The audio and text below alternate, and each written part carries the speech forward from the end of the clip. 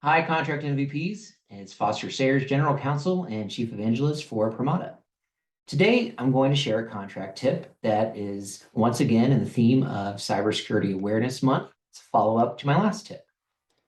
I'll start out with this did you know, as I did on the last one, and that is 30% data breaches in the United States involve internal actors. Oops, did it again. I clicked on that phishing attempt. Once again, I really thought it was our CFO that was contacting me. Obviously, the percentages are lower in Asia Pacific and at 17% and 13% in the EMEA regions, but still not an insignificant percentage.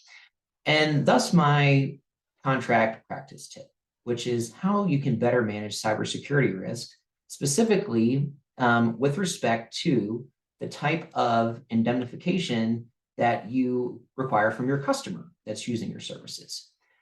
In my last tip, I talked about how we could take a baseline generic customer indemnification and make it more robust and specific by specifically requiring that they indemnify where a claim arises due to customers' failure to implement proper security or encryption functionality. If your system is compromised because of your failure to implement proper security practices, and it results in a data breach that I am then sued for, I want you to indemnify me, right? And this makes that crystal clear. Now, there's another step that I recommend that you take if there is a risk that in the case of a breach, that there could be information that is personally identifying information, right? The type of information that is subject to privacy regulations. If that's the case, then what you want to make sure as a service provider is that you impose this type of indemnification, which is where a claim arises due to customers' failure to procure any necessary consents for company input customer data into the company solutions.